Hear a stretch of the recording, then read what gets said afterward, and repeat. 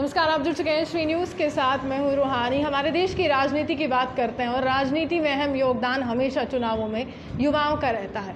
हर एक राजनीतिक दल जो है वो ये कहता है कि युवाओं को अगर लुभाया जाएगा तो कहीं ना कहीं वोट हमारे खेमे में आएंगे, लेकिन चुनाव हो जाते हैं, पैम्पलेट छप जाते हैं और उसके बाद मैनिफेस्टोज में कहीं ना कहीं बात होती है कि युवाओं को नौकरियां दी जाएंगी। 2 करोड़ नौकरी की बात की थी, लेकिन अभी उसका कोई अता पता नहीं है। लेकिन अभी के सूरत हाल ये है कि जम्मू कश्मीर के युवा इतने गुस्से में हैं, इतने रोषित हैं कि बार बार चाहे पिछली सरकार की बात की जाए या सरकार में जो राजनीतिक दल था उसकी बात की जाए, सवालों के घेरे में, कटघरे में उनको रख रहे हैं। एक अहम सवाल है, कहाँ है हमारी नौकरियाँ, कहाँ है हमारा रोजगार और हमारा भविष्य, जिसके लिए आप दावा करते थे कि बहुत उज्जवल होने वाला है।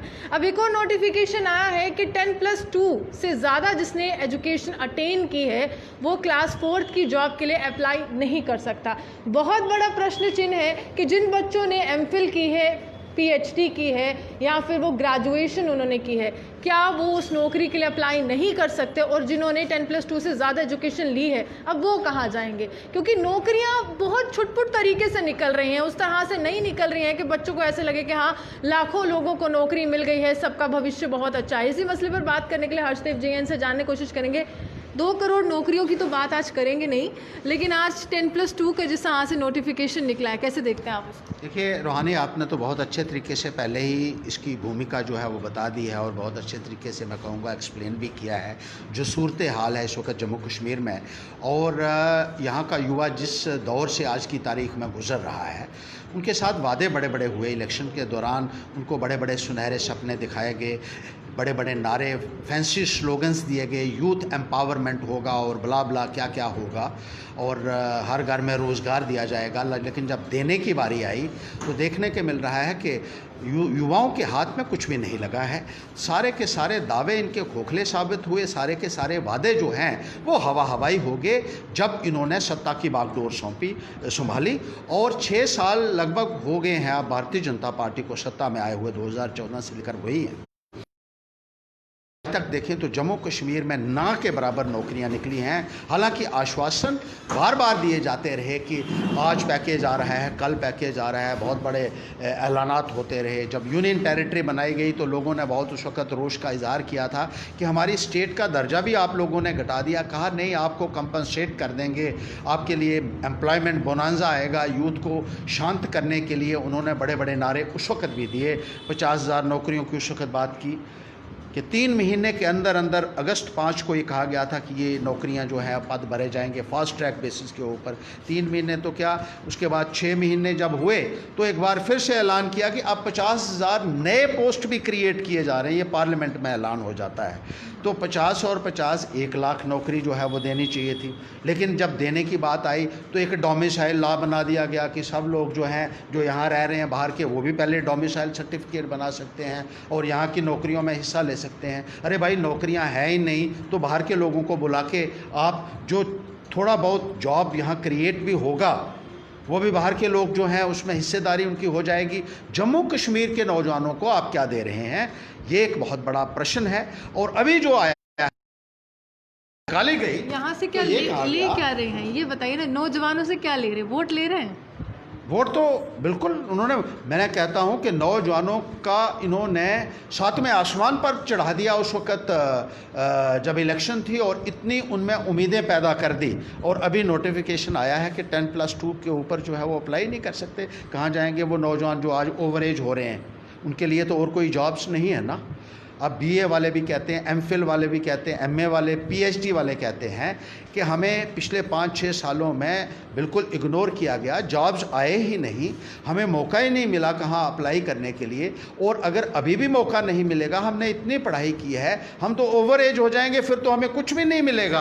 हाल ही में भाजपा के कार्यालय के बाहर कुछ छात्र हमें दिखे, या फिर कुछ कैंडिडेट्स कह सकती हूँ मैं उनको, गैट से ताल्लुक़ रखते थे। उन्होंने कहा कि 2019 के पहले जिस तरह से उन्होंने पूरा प्रावधान किया, वादे किए, अब वहाँ पर भी कह रहे हैं कि नौकरी नहीं होगी। किस तरह की बातें देख रहे हैं? जेके बैंक का एग्ज़ाम होता है वो स्क्रैप कर दिया जाता है, करप्शन के चार्जेस लगते हैं, वो सब जानते हैं। लेकिन क्यों उस युवा के साथ यहाँ पर भेदभाव हो रहा है जो पूरे साल यहाँ पर कोचिंग लेता है, पूरे साल पढ़ता है, देन एग्ज़ाम में अपेयर होता है और हमेशा करप्शन की मार क्यों पड़ती है? देखिए, बिल्कुल आपने सही निशानदेही की कि सबसे पहले झटका तो इस सरकार ने उस वक्त दिया जब J&K बैंक की भर्तियों को ये कहकर खारिज कर दिया गया, इसमें जम्मू के युवा जो हैं वो ज़्यादा आ रहे हैं।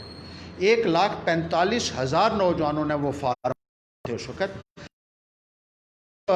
अंदाज़ा नहीं लगा सकते कि कितना उन लोगों ने खर्चा भी किया होगा। फार्म भरने के ऊपर खर्चा एक अलग है, लेकिन कोचिंग वो लोग लेते रहे, कई महीने सालों कोचिंग लेते रहे, उसकी तैयारी करते रहे, अपना टाइम दिया, अपने रिसोर्सेज दिए, और उसके बाद सिर्फ इसलिए खारिज कर दिया गया क्योंकि कहा गया कि इसमें जम्मू के ज़्यादा आ रहे हैं। ये तो बहुत बड़ी ज़्यादती है।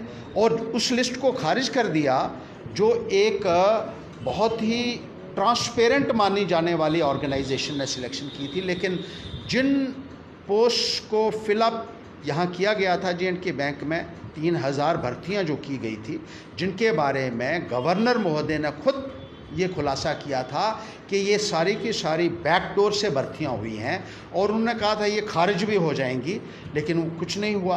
बैकडोर वाली जो हैं वो आज भी काम कर रहे हैं, और बड़े बड़े दावे करने के बावजूद भी उनके ऊपर कोई कार्रवाई नहीं हुई है। लेकिन जो बोनाफाइड सिलेक्टेड थे वो निकाल दिया। जब 10,000 नौकरियां यहाँ पर निकाली जाती है, दमखम से कहा जाता है कि भाजपा ने ऐसा किया है, भाजपा ने LG से मुलाकात की है, भाजपा ने ये किया है, भाजपा ही कर रही है।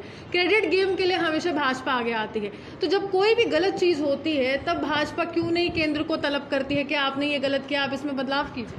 देखिए, बीजेपी का तो हमेशा ही ये सारा कथनी और करने में बहुत बड़ा अंतर रहा है। जब नौजवान और अपोजिशन पार्टीज मिलकर किसी चीज़ को हासिल करती हैं तो बीजेपी आ जाती है हमने किया, हालांकि एक दिन पहले तक वो उसके विपरीत बयान दे रहे होते हैं। आपने देखा होगा पहले डोमिसाइल कहा था ट्रांजिशन पीरियड है, धीरे धीरे बदलाव आएगा, सबको नौकरियां। हाँ, देख लीजिए अब क्या हो रहा है। लेकिन अब आपके 6 साल होने जा रहे हैं, आपने 2014 से आप लगातार ये तकरीरें कर रहे हैं, लोग सुन रहे हैं, तो 6 सालों में कुछ ना कुछ तो होना चाहिए था।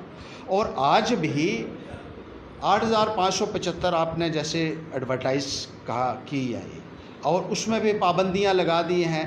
अब हायर क्वालिफ़िकेशन जो है एक कर्ज बन गया है उन नौजवानों के लिए जिन्होंने ज़्यादा उनका तो गुनाह हो गया कि उन्होंने इतनी पढ़ाई की है। ये तो किसी तरीके से जस्टिफाई नहीं किया जा सकता है। इसके लिए कोई जवाब इन लोगों के पास है? या तो उन लोगों के लिए फौरी तौर पर अब वो ओवर एज जब हो जाएंगे उसके बाद क्या फ़ायदा होगा? यानी उम्मीद छोड़ देना कि सरकारी नौकरी नहीं मिली। देखिए, पैंथर्स पार्टी इस संदर्भ में इसीलिए इस बात को उजागर कर रही है कि अभी भी अगर आपकी आंखें खुल जाएं तो हमारे नौजवानों का करियर जो है वो बच सकता है। जो हाईली क्वालिफाइड हैं उनके साथ इंसाफ कीजिए, सब नौजवानों के साथ इंसाफ कीजिए।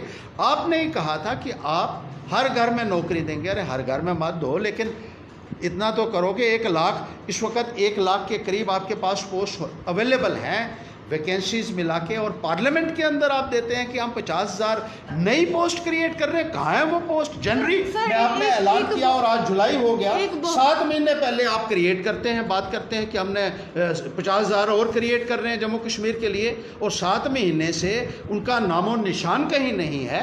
ये जुमलेबाजी आप करके जो दिखा रहे हैं, इससे एक एक्सप्लोसिव एटमॉस्फेयर यहाँ नौजवानों के अंदर एक वॉल्केनो है, और ये लावा कभी भी बाहर निकल सकता है। इनके साथ मजाक मत कीजिए नौजवानों के साथ। ये बहुत यहाँ के जम्मू पुंछ लोकसभा सीट के सांसद से सवाल किए जाते हैं कि चलिए आप हमें बताइए, रेवरी खेल से जुड़े कुछ बच्चे हैं जो 3,000 रुपया लेते हैं पर मंथ और उनको वो सैलरी मिलती है, शायद वो कहीं ना कहीं उतनी जो है वो नहीं है जिससे आम आदमी के घर का गुजारा हो सके। वो ये कहते हैं कि हाँ हम चाहते हैं वो लगे रहे, लेकिन जल्द ही प्रोबेशन पीरियड कम होगा, ये दावेदारी है। दूसरा सवाल जब उनसे किया जाता है कि देश में बेरोजगारी है, पेट्रोल डीजल के दाम बढ़ रहे हैं, महंगाई बढ़ रही है, एक जवाब है कि प्रधानमंत्री नरेंद्र मोदी के नेतृत्व में देश आगे बढ़ रहा है और बहुत विकास हो रहा है। क्या ये सही जवाब था एक सांसद की तरफ से? क्या ये सही तरीके से एक सफाई थी, या उनको बताना चाहिए था हाँ खामियां हैं और उसको पूरी करें? देखिए रूहानी, मैं तो ये समझता हूँ कि इनको सवाल आप पूछा ही नहीं जाना चाहिए। इन बेचारों के हाथ में कुछ भी नहीं है, ना इनके मुंह में ज़ुबान है। अगर इनके मुंह में ज़ुबान होती तो आज हमारे नौजवानों का ये हाल नहीं होता। कभी सुना पार्लियामेंट के अंदर किसी ने आवाज़ उठाई हो कि जम्मू कश्मीर में नौजवानों के साथ कितनी ज़्यादतियाँ हो रही हैं? किस तरीके से उनको माल ट्रीट किया जा रहा है, किस तरीके से उनके साथ एक गलत व्यवहार आप लोग कर रहे हैं कि 6 सालों में आपने बिल्कुल उनको नज़रअंदाज कर दिया। सिर्फ जुमले ही जुमले, वादे इतने किए लेकिन दिया कुछ नहीं, स्टेट भी हमसे छीन ली और उस वक़्त भी बड़े बड़े ऐलानात किए थे। अरे कम से कम ये बात तो उठाओ, हम कहीं देखें कि आप कहीं प्रधानमंत्री के पास बैठ के जम्मू कश्मीर के लिए किसी पैकेज की बात कर रहे हो। यहाँ की नौकरियाँ जो अवेलेबल वैकेंसीज़ है उनको फिलअप करने के लिए कम से कम कह दो, कभी नहीं हमने सुना। हर्षित, जब चुनाव होते हैं इन सब ने ये दावेदारी की थी कि प्रधानमंत्री नरेंद्र मोदी के नाम पर चुनाव हुए थे, वो कहीं ना कहीं वो चुनाव उस दावेदारी के लिए थे कि प्रधानमंत्री कौन बनेगा। लेकिन क्या सांसद की जिम्मेदारी ये नहीं है कि वो प्रधानमंत्री का नाम लेते हुए खुद अपना यहाँ पर बताए कि मैंने क्या किया है, या फिर यहाँ का जो पूरा एक एडमिनिस्ट्रेशन है उन्होंने क्या किया है, यहाँ की बीजेपी ने क्या किया है। हर चीज़ में प्रधानमंत्री को कोट करते हैं और कहते हैं कि उनके नेतृत्व में सब कुछ हो, लेकिन इनके नेतृत्व में क्या हो?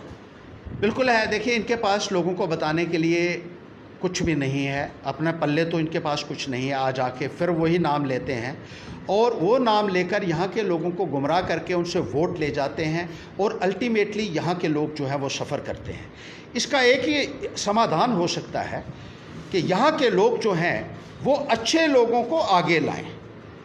पार्टी के नाम पे जब भी हम वोट देते हैं तो हम खता खाते हैं और ऐसे ऐसे नमूने बन जाते हैं, मैं आपको क्या बताऊं, कि जिनकी जो है कैपेसिटी नहीं है, जिनमें विल ही नहीं है, जिनमें बात करने का कोई ना तो साहस है और ना उनको पता है कि किस तरीके से निज़ाम को चलाना है, या ना वो समझ सकते हैं कि युवाओं की समस्याएं क्या हैं। जिसको कंसेप्ट ही नहीं है, जिसको समझ ही नहीं है, जो नौजवानों की परेशानियों को नहीं समझ सकता है, जो जम्मू के मुतालबों को नहीं समझ सकता है, लोगों की समस्याओं को नहीं समझ सकता है, उस शख्स को अगर आप अपना MLA या MP बनाते हैं तो फिर यकीनन ही हमें जो है वो इसके ऊपर गौर करना होगा, सोच विचार करना होगा और सफ़र करने के लिए तैयार भी रहना पड़ेगा। लोगों से मैं ये अपील करना चाहता हूँ कि अच्छे लोगों को आगे लाएं। We need strong leadership, not big parties.